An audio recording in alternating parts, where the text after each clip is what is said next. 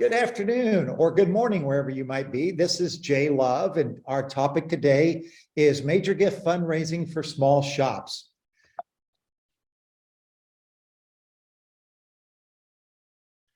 So just to give you a little bit of background on myself, as I said, my name is Jay Love. This is my 41st year of being involved with technology and nonprofit fundraising. Over the years, I've been involved with implementing over 20,000 databases that are involved in professional fundraising. Been founder and CEO of 3 different companies in the space during that time. But more importantly, I have been a board chair, a board member. I've been involved as a co-campaign director for the YMCA Capital Campaign. Currently, I serve on the Regari Research Institute and the Butler University Board of Trustees. So I've been on your side of the desk. I think also just as important, in the family picture you see up above there with some of our grandchildren, my wife served as executive director of the 3rd largest public school foundation for 15 years. And during that time, we did 1 endowment campaign and 1 capital campaign together. So major gift fundraising has sort of been part of my world now for many, many years. As we go through this today, one of the things I always like to talk about is the importance of donor retention. You'll hear that come up from time and time again.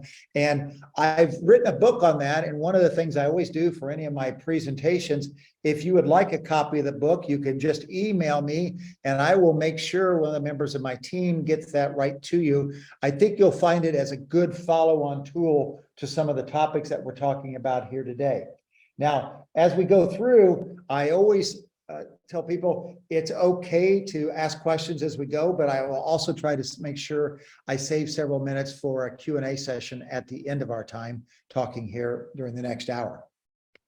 So the question that is asked so many times is, can small and mid-sized nonprofits really raise major gifts? And the result of asking that question is a complete research report called Major Gift Fundraising, Unlocking the Potential for Your Nonprofit. And this was done several years ago and it's contained in the report that you see here. This was done in conjunction with the Regari Institute that I'm on the board of.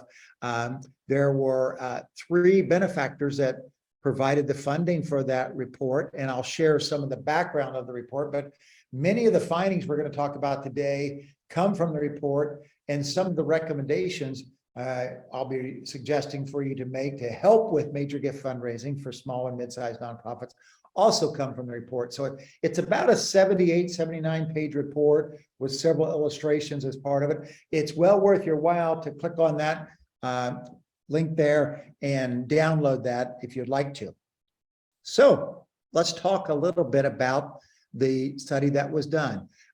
There were 662 nonprofits involved, all with operating budgets of $10 million or less. Now, if you take a look at the fundraising marketplace that we have out there today, that means that comprises 95% of the registered charities in the United States, because that's exactly the number that raised 10 million or less annually. So we think it's a very good picture of what is happening throughout the country in fundraising, and hopefully you can find your sub-segment as we go through this that your group falls into, and you can do some actual comparisons and draw some forecasts from that you can share with your fundraising committee, with your board, with your executive leadership of your nonprofit. So let's take a look at the budget size. And we were very delighted with how the mix came out. We had approximately 50% of the participants that were their size of their nonprofit was $1 million or less in annual revenue. The next group was 35%, that was 1 to 4.9 million or 4.99. And the final group was about 14%, and that was the $5 to $10 million grouping there. So I'll share in the results what was happening in each of these 3 different areas as we go through the findings here. How was the breakout by type of nonprofit? Well, it's very similar to the breakout of nonprofits across the country right now. Nearly 28% were human services organization, about 18% were education-related organizations. We had a little over 10% that were arts and culture and health services and medical research.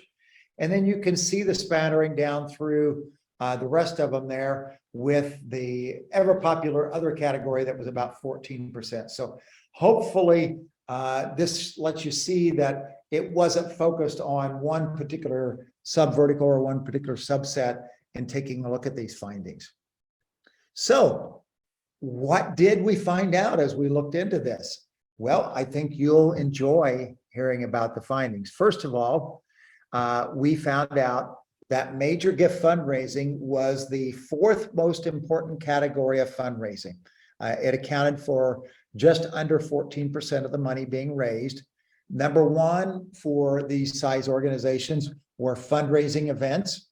Number two was direct mail or direct response fundraising. They were virtually in a tie.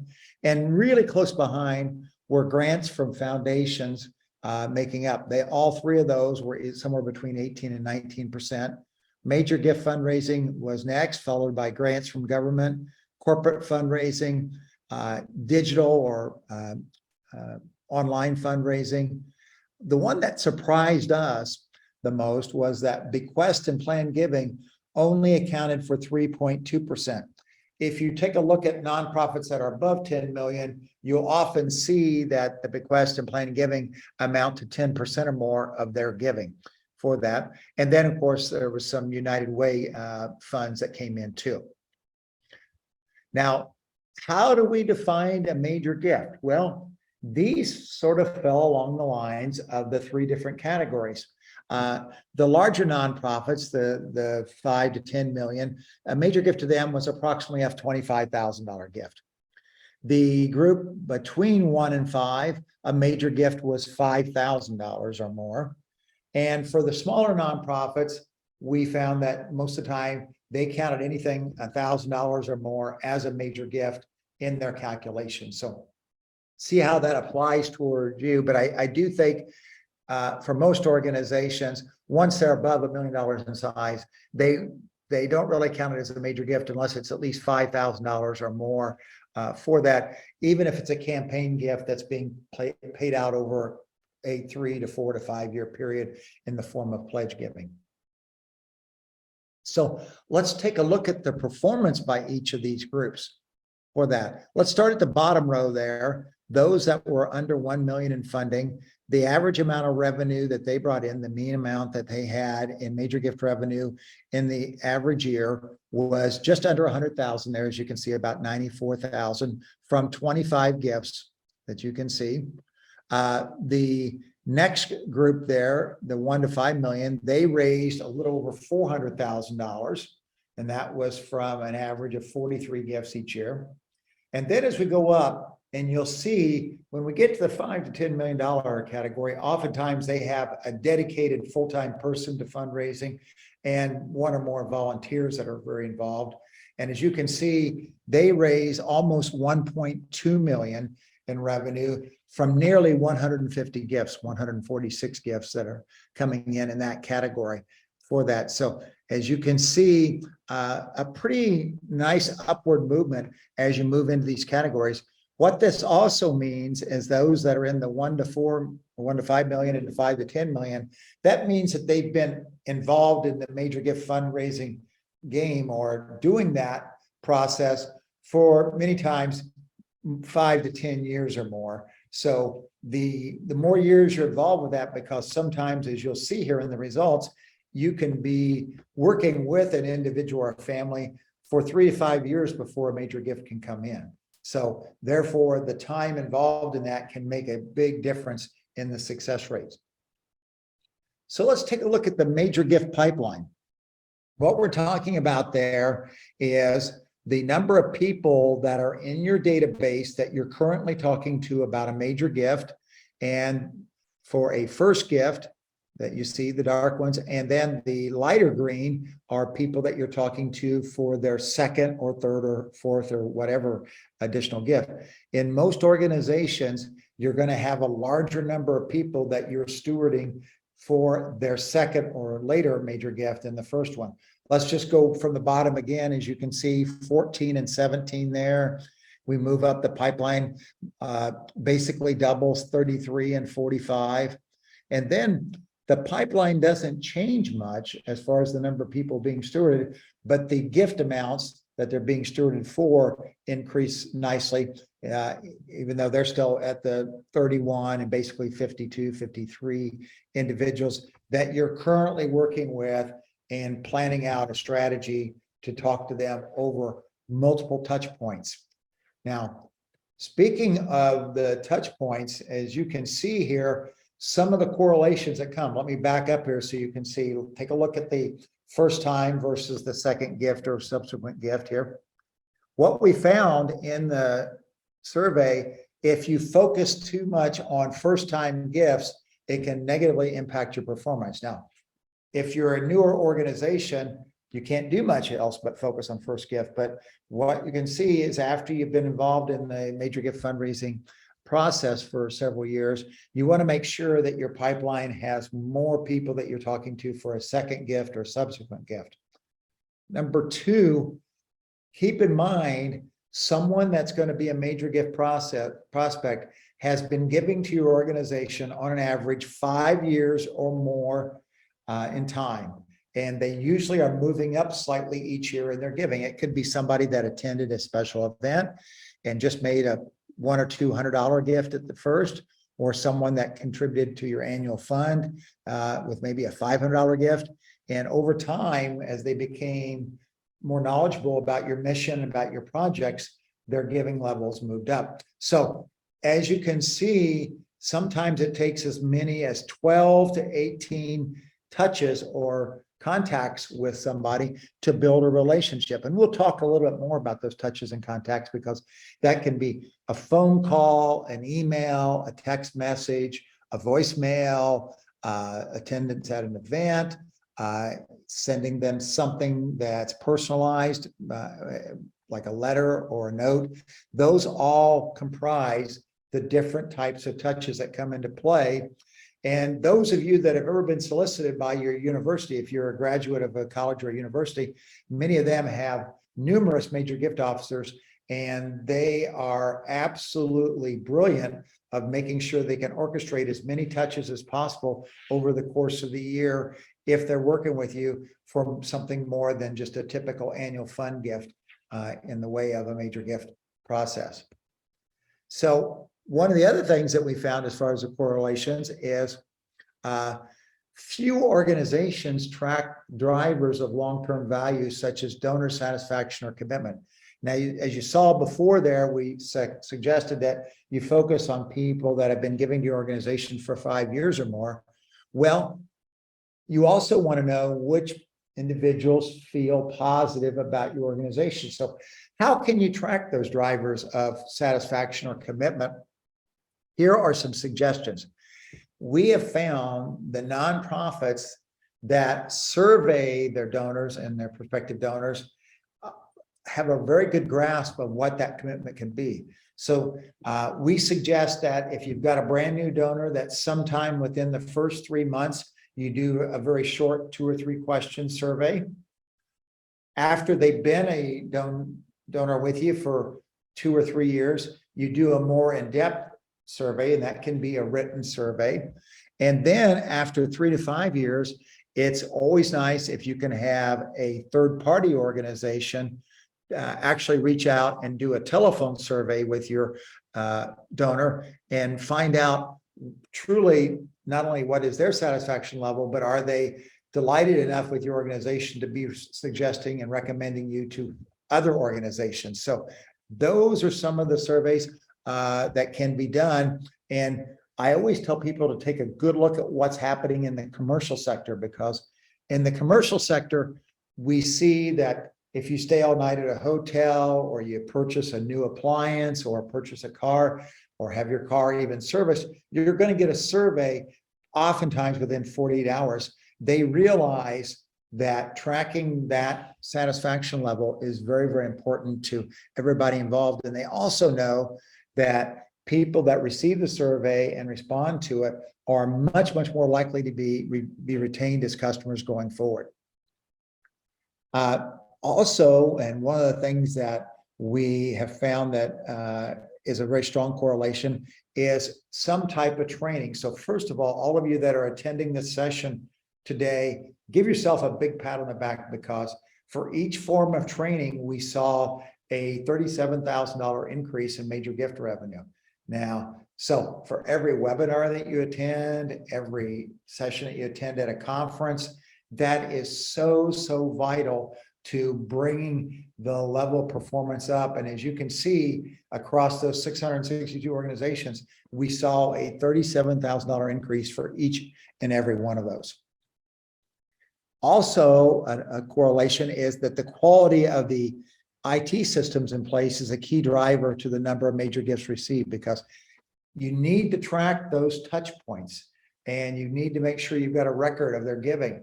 I often ask small organizations, are they aware of which donors have been donors for multiple years in a row, or have donors that have been giving for 5 years or longer? And oftentimes it's very difficult for them to put their fingers on that. So you want to make sure that you have good quality IT, and we'll talk about some ways of helping with that and some of the reporting that can be done here in just a minute. And then finally, organizations whose boards and volunteers play an active role are much more successful in the major gift fundraising.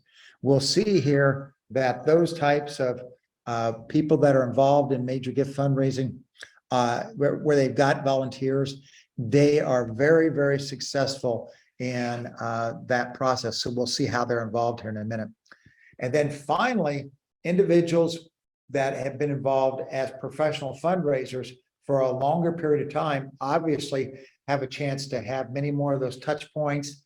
They get to know the donors that are supporting their organizations. They have good relationships with the board members, et cetera, with the volunteers. So the success rate really goes up with tenure very, very nicely over time. So what would be some of the recommendations that we would make that would help make these findings be even more successful for your organization? The first one that I think outweighs everything else is being aware of and helping drive donor retention. Believe it or not, many organizations do not have an idea of what percentage of their donors that they're retaining from year to year. And there are significant differences between small organizations, mid-size and major organizations, and retaining that. And there's even greater differences between the commercial sector and their ability to retain customers versus nonprofits retaining donors. So let's dig into those facts just a little bit. One of the reasons why retaining donors are so important, take a look here. The average nonprofit retains somewhere between 40 and 50% of their donors. And when you don't retain the donors, you have an attrition rate. And as you can see along the bottom there, that bottom row, if you've got 1,000 donors and you have an attrition rate of 60%, after just 1 year, you're down to 400 donors. After 2 years, you're down to 160. After 3, you're down to 64. After 4 years, 26. And after 5 years, you're down to just 10 donors. So what this causes for most organizations is they're on this new donor acquisition treadmill. They're always trying to bring in brand new donors because they're losing so many of them out the back door. And if you can just change that, look at the difference of how many more are retained. If you can get your attrition rate down to 40 or 50% or even 20%, you have a much better chance of making your major gift fundraising goals. Now, how do you know what your donor retention rate is? Well, it's a simple fraction to do that. Calculating it is basically the denominator are the number of donors in any previous 12-month period. Most people do that on a calendar year, but it could be on a fiscal year that goes from June to July. whatever the case may be. So let's make the math simple. Let's say that you have 1,000 donors in the last 12 months.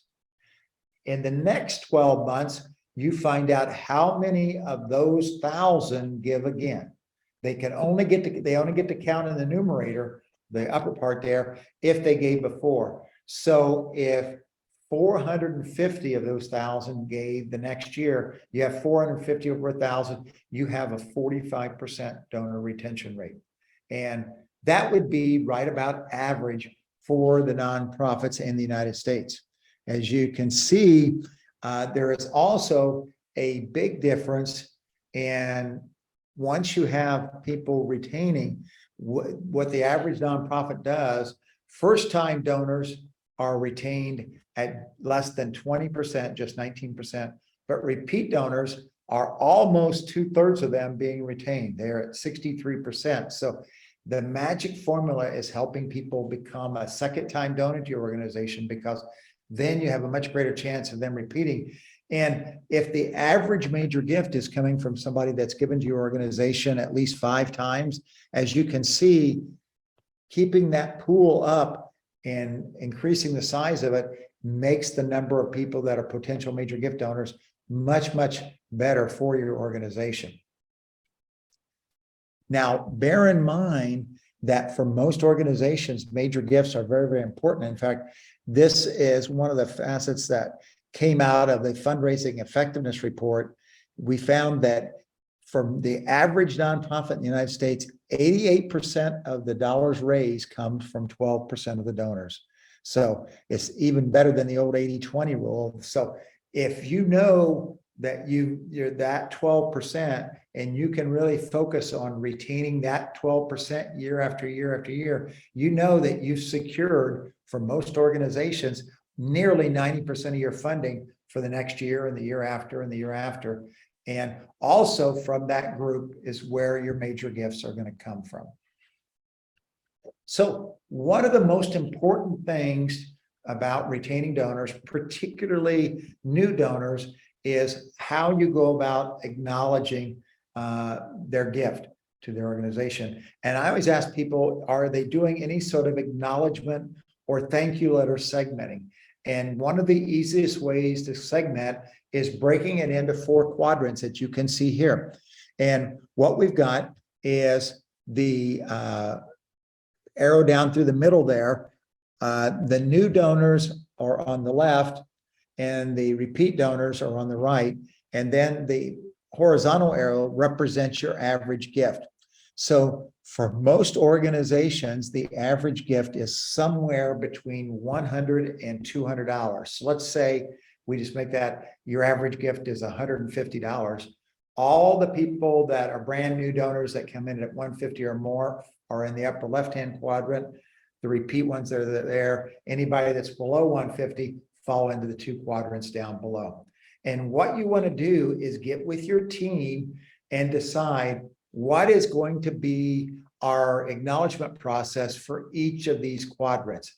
Obviously, that upper right quadrant is very, very important to make sure that we're doing proper acknowledgement, proper touch points with them, but also that left-hand side, anything you can do to make sure that you're touching base properly with new donors, particularly those above the average gift amount, can make a difference. So let's go through a few suggestions here. Number 1, no matter which quadrant they're in, make sure that the initial thank you, the initial acknowledgement, goes out within 48 hours of receiving the gift. It's very, very important that that be the case, because you want to make sure that if it's a written thank you letter or a thank you note, that they're receiving it within a week of sending you the gift to you. Secondly, concentrate on trying to make sure that your acknowledgement is different than what they're used to seeing. Anything you can do that makes it much more special for that donor will set you apart from the crowd. One of the things that I always recommend in that upper left-hand quadrant where they're above the average gift, not only do you send a personalized thank you letter, but you also do a handwritten note that we'll talk about in just a second. And you also have your CEO or maybe your board chair or board member, call them and thank them for getting involved with your organization.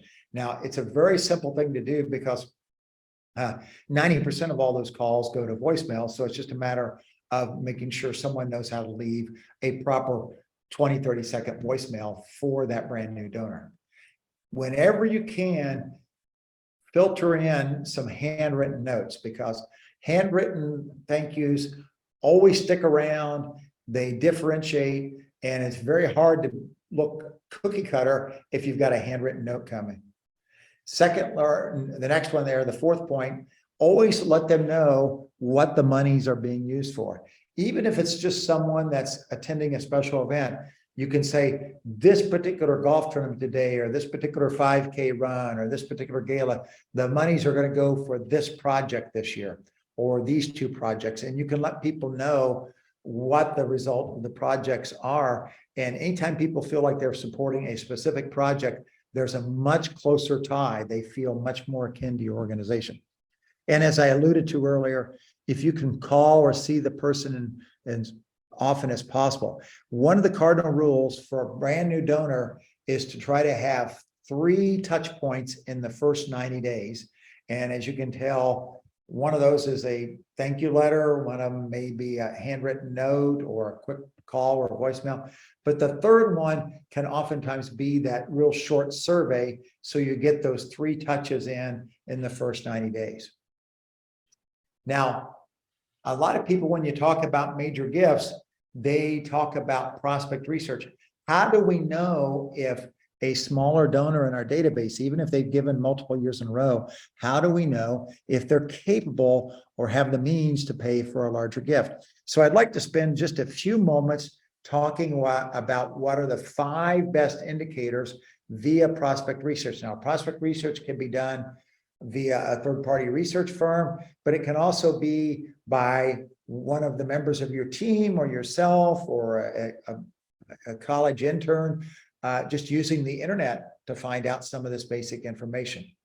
Obviously, if we talk about the 5 best indicators, the first and most important indicator is the previous level of giving to your nonprofit. You always want to make sure anytime you're touching base with a donor that you're well aware of how many years they've given to your organization and how many gifts and what their total amount of giving is for that. Some of the organizations that my wife and I give to, they actually talk about in their thank you letter what our total lifetime giving is. And it's always a very neat reminder of how many projects we've supported and how closely aligned we are with the mission of that organization. So make sure you're, first of all, you've got a good record keeping system that you can keep track and know exactly how many times they've given to your organization and to what level. Secondly, anytime you can do research and try to find out what amount of giving they're making to other nonprofits. Giving to other nonprofits is very important to know because if you find out that a person or a family is making $100,000 gift or a $500,000 gift elsewhere, that usually means that they've got the means to at least make a $5,000 or $10,000 gift to your organization, if not much, much larger. If they participate as a trustee, if they are a board member of a nonprofit, or they've got a family foundation that they are a trustee of, those are huge indicators of the ability to understand what philanthropy is all about, but they're probably a major donor in other respects. So even if you don't know what the amount of giving is, finding out that they are a board member elsewhere is a pretty strong indicator. The next one, believe it or not, is political giving. Anytime you can find the results, people that are very active in donating to people running for office or to particular political parties are usually very akin to giving to nonprofits also, often at the major gift level. And then finally, real estate ownership or other assets, anything you can do that you can find out what type of assets they've got under management. Now, be aware, the wealthier the family, the wealthier the donor, the more those assets may be hard to find or hidden, or they're in names of other organizations. So it's not always going to be just the names of those individuals. There are several third-party organizations that help with this prospect research. So we can maybe talk a little bit about those in the Q&A period and give you a little bit of an idea of some folks that for a very reasonable price can help you with this. Donor communications. Donor communications, I have a good friend, Tom Ahern, is a consultant in this area. Successful donor communications are quite simply, at heart, they are love letters to donors and prospects woven through with clear cries for help. And whether it's a thank you letter that you are showing the love, or whether it's a letter asking for a donation, those are the types of feelings that we want to conjure up that come into play. And there's a couple really easy ways that you can revitalize and revamp all of your donor communications. Let me share those with you here. The first one is what we refer to as the U test. Basically, we're talking about in any communications with a donor, how many times we are talking more about the donor. We're using pronouns that are about the donor, such as you, rather than talking about ourselves. And this applies not only in communications via mail and letters and emails and stuff like that, but also if you're publishing a newsletter, make sure that most of your newspaper articles are about your donors and why they are participating and why they're part of that, or they're about your board members and why they're serving and why they're giving of their time and their talents and their treasures to your organization. So the U test. So basically, you just go through and count the number of pronouns that are in there that are about the donor versus yourself.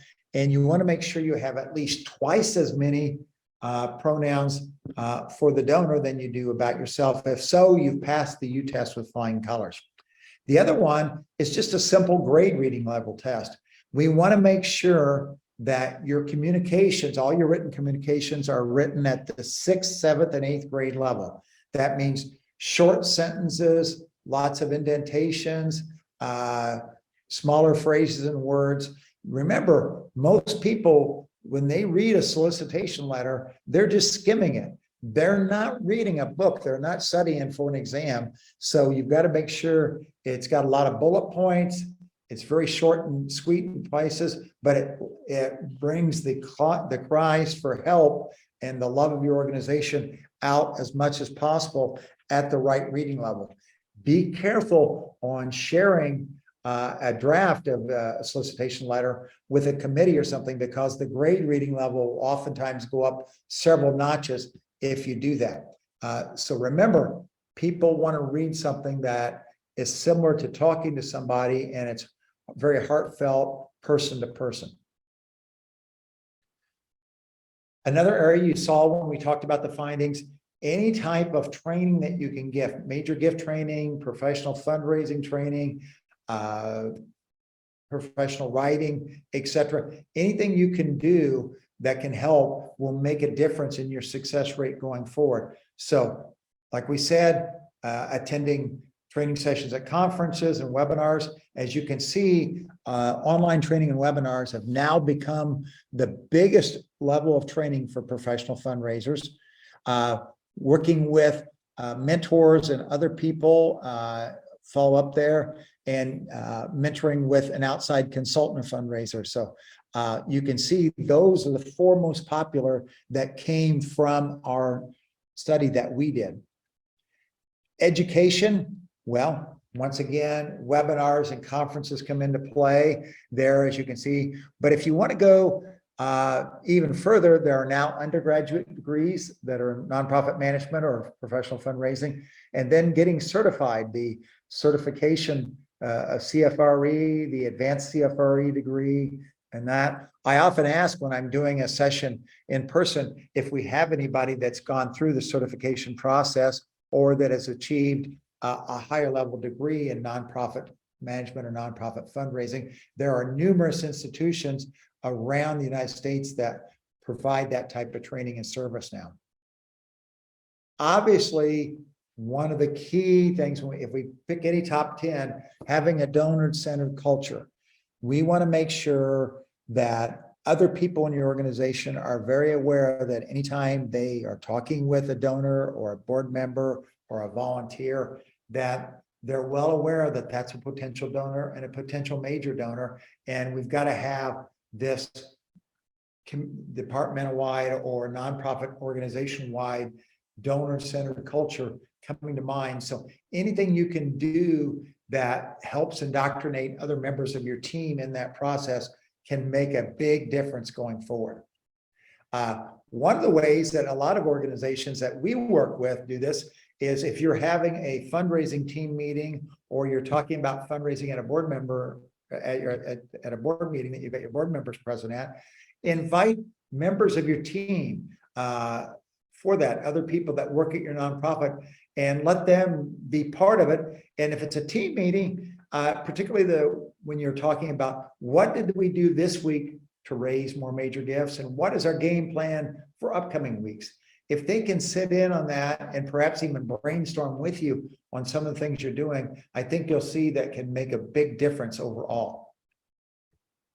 Now, we mentioned IT systems, and most of you are keeping track of your donors in some way, shape, and form. You may have a professional fundraising system like Bloomerang or like Blackbaud's Razor's Edge. You may be using something like QuickBooks. Whatever it is, there's a couple things that you need to keep in mind regarding data management that can make a big difference for you. And one of the rhetorical questions or actual questions I often ask is, can you have too many names in your database? Because a lot of people, when we're converting them into professional IT systems, we often talk to them, now's the time to clean up the database. And you would think that we're asking to take away their firstborn child when we ask them to move that down. So let's talk a little bit about, can you have too many names in your database? And I always tell people, let's apply the 0, 10, 90 rule. What you want to do, no matter what you're using for your record keeping system right now, run 3 passes through your database, find out what names in the database are providing 90% of your funding. And as we saw, that's going to be somewhere between 10 and 15% of the names in the database. Next, who are the people that make up the additional 10% of your funding? That will probably be another 40% or more of the database. And then finally, how many names in your database have not provided any funding to you in the last 12 to 24 months? Now, once you have those 3 groups, this is what you do with each segment. For those that are 0%, we want to perform a follow-on survey to them. And that would be one of the ways you can find out. But we want to make sure that we keep these key elements. Anybody, even if they haven't given in the last 2 years, anybody that's given at the average gift amount or before, make sure you keep them in the database. Obviously, anybody that's been a previous board member, and let's certainly hope that you don't have any previous board members that have not given to you in the last 2 years, but we do find that is the case. Previous people that were top volunteers. If you're an educational organization or people that provide training, anybody that's a graduate of your training or your institution. And then finally, take all of that group, send one final survey and see how they feel about your organization.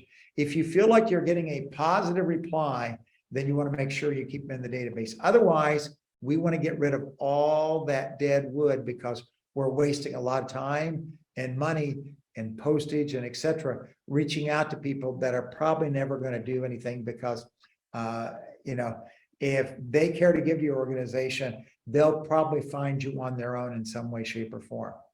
Now, for the next group of the 10%, you want to handle them in as automatic process as possible. Make sure you've got it set up so that they're automatically getting newsletters, appeals, etc., and you're acknowledging those in a fairly automatic process following that 4-quadrant acknowledgement process.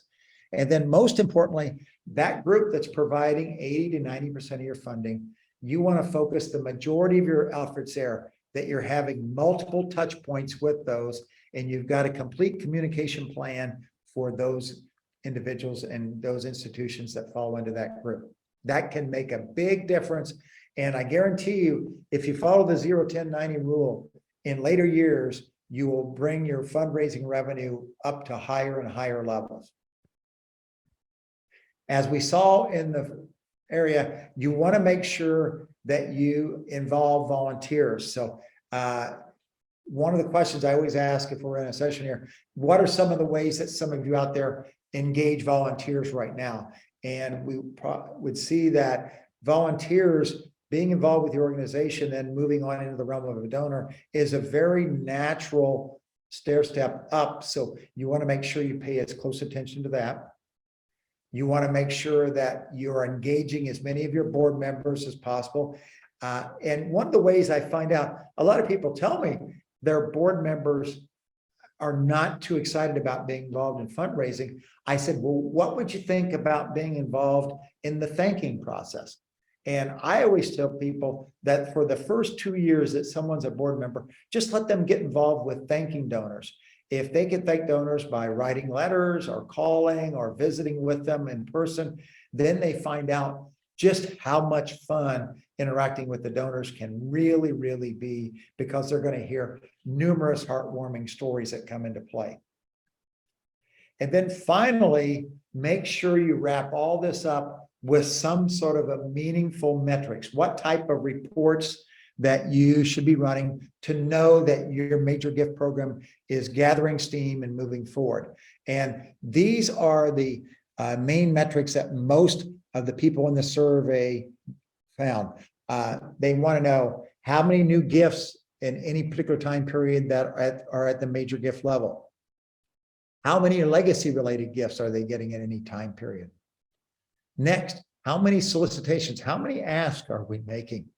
And what is the success rate on that ask? So if we made 100 asks over the course of the last year and 75% of them were successful, we want to make sure in future years we're maintaining that 75% rate or better. How many face-to-face meetings are we having with prospects?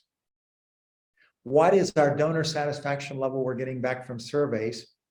And then finally, how many personalized gift proposals are being made for that, so you can track how many are out. And this is usually asking people to give to a particular project or for a particular function within your nonprofit. So those are the most common metrics that we have.